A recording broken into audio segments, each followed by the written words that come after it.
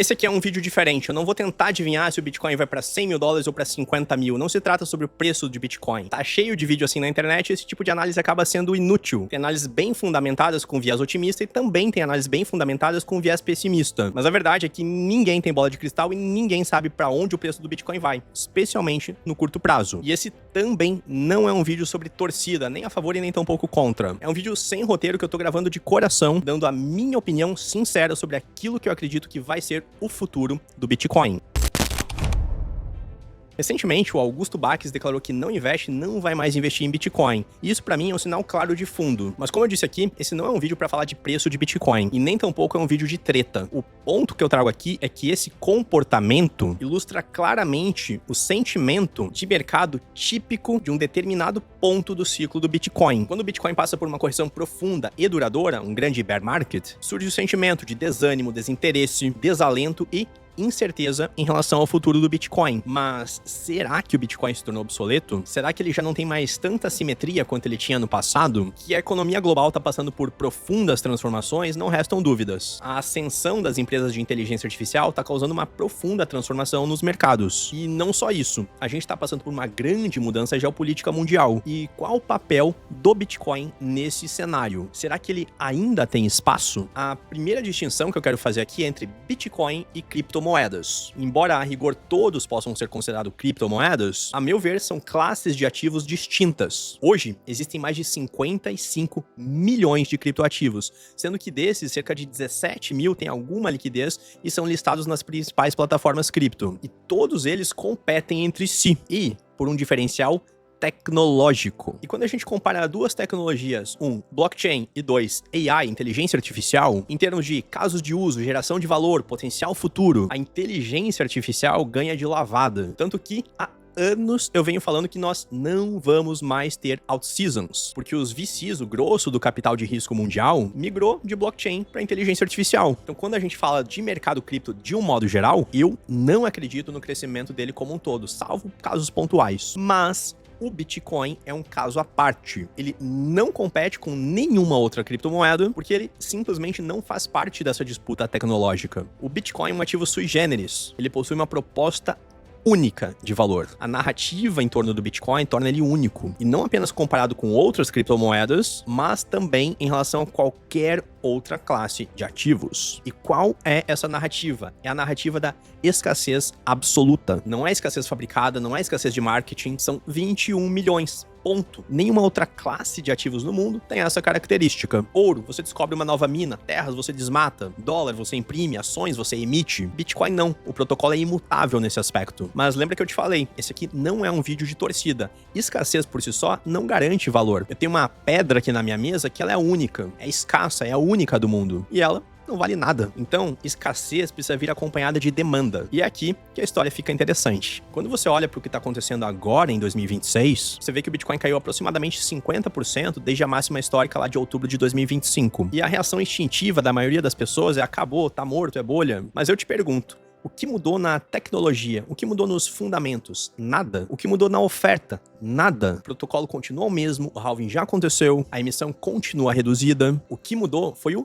sentimento. E o sentimento é a variável mais perigosa que existe no mercado, porque ele é cíclico, emocional e irracional. Agora, vamos olhar para o que está acontecendo no mundo real, fora do gráfico de preços. Pelo menos 172 empresas de capital aberto estão com Bitcoin no balanço hoje. Isso cresceu 40% no último trimestre de 2025. Isso não é especulação de varejo, é tesouraria de empresa, é decisão de conselho administrativo, é CFO assinando a compra. Isso é uma tendência estrutural e não um movimento de manada. E por que as empresas estão fazendo isso? Porque o Bitcoin resolve um problema real que existe hoje: a depreciação da moeda fiduciária. Quando você olha para o real, para o dólar, para o euro e entende que todos eles estão sendo desvalorizados sistematicamente pela política dos bancos centrais, o Bitcoin passa a ser não uma aposta especulativa, mas uma decisão de proteção. É um ativo que não pode ser confiscado por inflação monetária. Mas eu quero ser sincero aqui. Eu não sou daquelas pessoas que falam que o Bitcoin Bitcoin vai salvar o mundo. Não é isso. O Bitcoin não vai substituir o sistema financeiro, não vai acabar com os bancos, não vai derrubar o dólar. Essa narrativa revolucionária, na minha opinião, é ingênua e mais atrapalha do que ajuda. O Bitcoin, para ser mais preciso, não resolve propriamente o problema da depreciação da moeda fiduciária, porém, ele é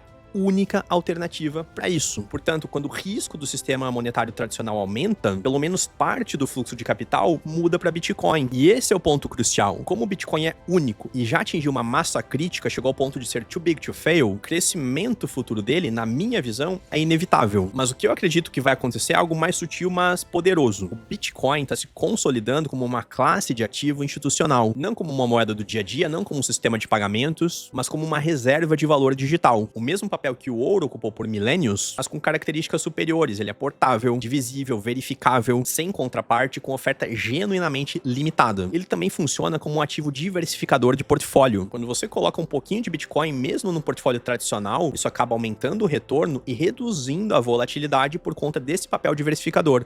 E além disso, o Bitcoin também atua como uma alternativa monetária. Repito, não que ele vá substituir o dólar, mas ele é uma alternativa. E ele é a única alternativa fora do sistema tradicional. E é aqui que entra a pergunta que eu acho que realmente importa. Qual é o papel do Bitcoin no mundo dominado por inteligência artificial? Muita gente acha que AI e Bitcoin competem, que o capital que ia para cripto migrou para IA, e que isso é o fim do Bitcoin. Eu vejo de forma diferente. A inteligência artificial é uma revolução de produtividade. Ela vai gerar valor imenso, criar empresas trilionárias, transformar setores inteiros, mas ela não resolve o problema da escassez monetária. A IA pode criar riqueza, mas ela não cria um ativo escasso. Pelo contrário, a IA tende a gerar mais abundância, mais velocidade, mais emissão de moeda para acompanhar o crescimento. E no mundo de abundância gerada por AI, a escassez absoluta se torna mais valiosa e não menos. Pensa comigo, se a IA vai acelerar a criação de riqueza, acelerar a emissão monetária, acelerar a velocidade da economia, o que acontece com um ativo que é genuinamente limitado? Ele se torna um ponto de ancoragem, um referencial de valor que não se dilui. E é por isso que eu não vejo o Bitcoin competindo com o AI. Eu vejo o Bitcoin como um ativo complementar no mundo que está sendo transformado pela IA. Um representa a velocidade, a expansão, a criação, e o outro representa a constância, a escassez, a âncora. Além disso, a própria revolução da AI pode gerar uma nova demanda por Bitcoin. À medida que os agentes de inteligência artificial vão ficando mais autônomos, naturalmente vai surgir uma necessidade transacional entre eles. E como que esses agentes vão fazer transações? Abrindo uma conta num banco tradicional ou por meio de ativos digitais como stablecoins e o próprio Bitcoin. E agora, vamos falar sobre o lado geopolítico, porque isso também é fundamental. O mundo está passando por um realinhamento geopolítico que nós não vemos desde a Segunda Guerra Mundial. A ordem unipolar liderada pelos Estados Unidos está sendo desafiada. BRICS criando mecanismos alternativos de pagamento, China expandindo o yuan, a Rússia praticamente excluída do sistema SWIFT. Tudo isso cria uma demanda por um ativo neutro, sem pátria, sem governo, sem dono. E é exatamente isso que o Bitcoin é. Ele não pertence a nenhum país, não responde a nenhum banco central, não pode ser sancionado, não pode ser congelado por uma decisão política. E no mundo onde o dinheiro está se tornando cada vez mais uma arma geopolítica, o Bitcoin se torna um porto neutro. Isso não é teoria da conspiração, é o que já está acontecendo. Países como El Salvador já adotaram, outros estão estudando, estados dos Estados Unidos já adotaram, fundos soberanos estão começando a adotar. Não é mais uma conversa de fóruns na internet, é conversa de Conselho de Segurança Nacional. Mas eu preciso ser honesto sobre os riscos, porque esse vídeo é sobre uma opinião sincera, não é sobre venda de ilusão. O Bitcoin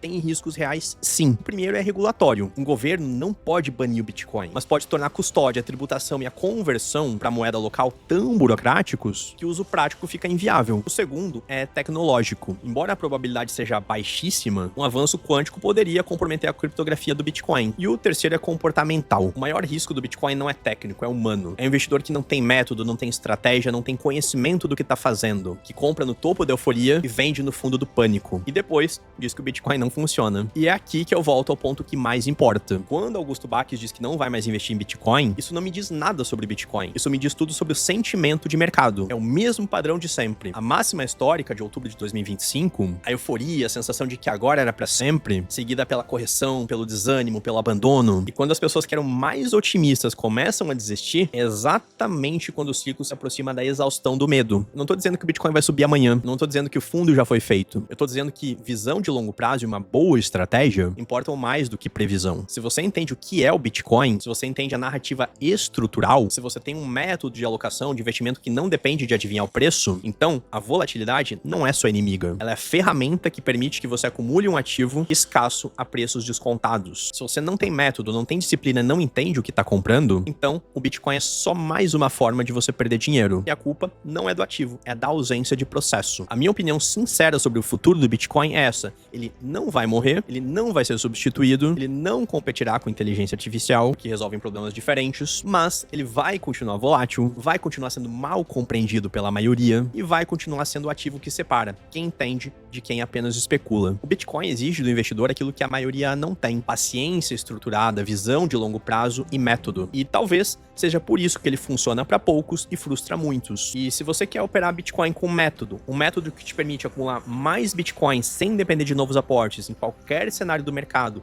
mesmo num bear market, fazendo seus Bitcoins gerarem um aluguel para você, com gestão de risco e clareza do que tá fazendo, eu te convido a clicar no QR Code que tá aparecendo aqui na tela ou no link que tá na descrição do vídeo. E eu te mostro o jeito mais inteligente de investir em Bitcoin.